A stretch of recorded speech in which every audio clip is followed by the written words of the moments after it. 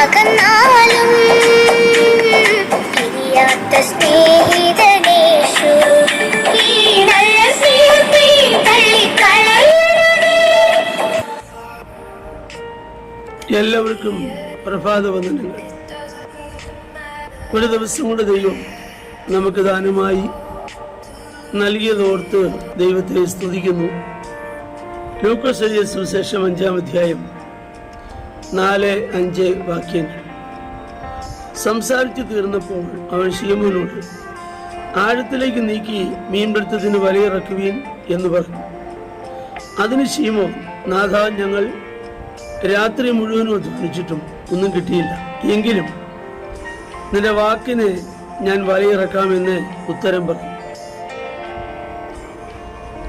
നമ്മുടെ കർത്താവായ യേശുക്രിസ്തു പത്രോസുമായിട്ടുള്ള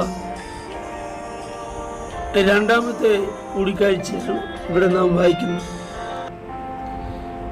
ആദ്യം പത്രോസിനെ ദൈവത്തിനെ കൊണ്ടുവന്നത് തൻ്റെ സഹോദരനായ അന്ത്രയോസാണ്. അന്ത്രയോസ് പത്രോസിനെ ദൈവത്തിനെ കൊണ്ടുവരുമ്പോൾ, അല്ലെങ്കിൽ കർത്താവിൻ്റെ അടുക്കൽ കൊണ്ടുവരുമ്പോൾ, പത്രോസ് ഒന്നും പ്രതികരിച്ചില്ല. കർത്താവ് പറയുന്നത് എല്ലാം കേൾക്കാൻ പോലും നിന്നതായിട്ട് നമുക്ക് മനസ്സിലാക്കാൻ കഴിയുന്നില്ല. എന്നാൽ ലൂക്കോസ് സുവിശേഷം 5-ാം അധ്യായം നാം വായിക്കുമ്പോൾ, ഗന്നേസരത്ത് തടാകത്തിന്റെ കരയിൽ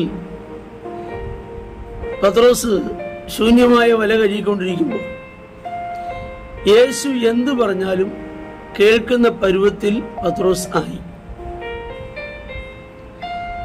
മുമ്പ് പത്രോസിന് അതിനുള്ള അവസരം ഉണ്ടായില്ല, അതിന് അവസരം കൊടുത്തതുമില്ല.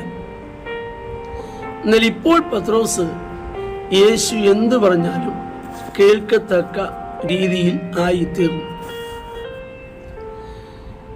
ദൈവം നമ്മോട് സംസാരിക്കാനും ഇടപെടുവാനും ആഗ്രഹിക്കുമ്പോൾ നാം അതിന് സമയം വേർതിരിക്കുകയോ അതിനുവേണ്ടി ഉത്സാഹിക്കുകയോ ചെയ്യുന്നില്ലെങ്കിൽ ആ ദൈവത്തിന്റെ ഉദ്ദേശം നമ്മിൽ നിവർത്തിക്കേണ്ടതിന് വേണ്ടി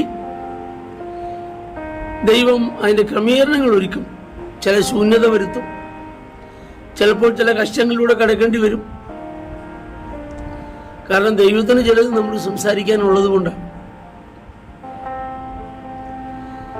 അപ്പോൾ ഇവിടെ പത്രോസ് പണ്ട് പിടിവിട്ടവനെ പോലെ പോയെങ്കിലും ഇപ്പോൾ യേശു എന്തു പറഞ്ഞാലും അനുസരിക്കുന്ന പരുവത്തിലായി. കർത്താവ് പറഞ്ഞു, പടകൽപ്പം നീക്ക്. പടക് നീക്കി കൊടുത്തു. ആ പടകിൽ നിന്ന് കർത്താവ് സംസാരിച്ചു തീരുന്നവരെ പത്രോസ് മൗനമോ എന്ന് കേൾക്കുക. എന്നിട്ട് കർത്താവ് പറഞ്ഞു, ആഴത്തിലേക്ക് നീക്കി വലയിറക്കണം. ഉടനെ പത്രോസ് പറയുകയാണ്, നാഥ, രാത്രി മുഴുവൻ അധ്വാനിച്ചു, ഒന്നും കിട്ടിയില്ല. നിന്റെ വാക്കിന് വലയിറക്കും. പത്രോസിന്റെ ജീവിതത്തിൽ ഇന്ന് വരെ ആരുടെയും വാക്കിന് വലയിറക്കിയിട്ടില്ല. ആരെങ്കിലും പറഞ്ഞ് വലയിറക്കുന്ന പുള്ളിയല്ല പത്രോസ്. മീൻ പിടിക്കാൻ പരിചയമുള്ള ഒരു വ്യക്തിയാണ് പത്രോസ്. എന്നാൽ ആയുസ്സിൽ ആദ്യമായിട്ടാണ് കർത്താവിന്റെ വാക്ക് കേട്ട് വാക്കിന് വലയിറക്കി. ഒരിക്കൽ നമുക്കറിയാം, ഒരു ശതാധിപൻ തന്റെ ദാസന് സൗഖ്യത്തിന് വേണ്ടി യേശുവിൻ്റെ അടുക്കൽ വരുന്നു.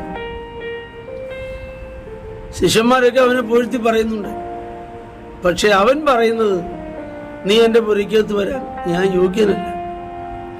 നീ ഒരു വാക്ക് കൽപ്പിച്ചാൽ എൻ്റെ ബാല്യക്കാരന് സൗഖ്യം വരും. അതിനെ ആസ്പദമാക്കി ഒരു പാട്ടൊക്കെ ഇറങ്ങിയിട്ടുണ്ടല്ലോ. എന്നാൽ ഞാനും അധികാരത്തിന് കീഴിലുള്ള മനുഷ്യനാണ്. ഒരു വാക്ക് കൽപ്പിച്ചാൽ,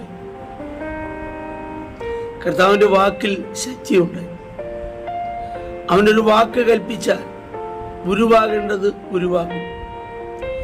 അവനൊരു വാക്ക് കൽപ്പിച്ചാൽ ശൂന്യമായ പടക് നിറയും. അവനൊരു വാക്ക് കൽപ്പിച്ചാൽ സൗഖ്യമാകേണ്ടിടങ്ങളിൽ സൗഖ്യമാകും. അവനൊരു വാക്ക് കൽപ്പിച്ചാൽ നമ്മുടെ പ്രതിസന്ധികൾ മാറാൻ അത് മതി. പത്രോസ് പറയുക, നിന്റെ വാക്കിന് വലയിറക്കാം. കാരണം അതുവരെ കേട്ടുകൊണ്ടിരുന്ന ആരുടെ വാക്കാ? കർത്താവിന്റെ വാക്കാ. കർത്താവ് സംസാരിക്കുന്ന എല്ലാം പത്രോസ് കേട്ടു.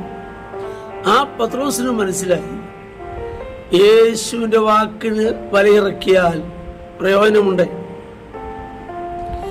കർത്താവ് പറയുന്നത് കേൾക്കാൻ വന്നാൽ മനസ്സ് വയ്ക്കുന്നെങ്കിൽ, അനുസരിക്കാൻ മനസ്സ് വയ്ക്കുന്നെങ്കിൽ ശൂന്യതകളെ നികത്തുവാൻ ദൈവത്തിന് കഴിയും.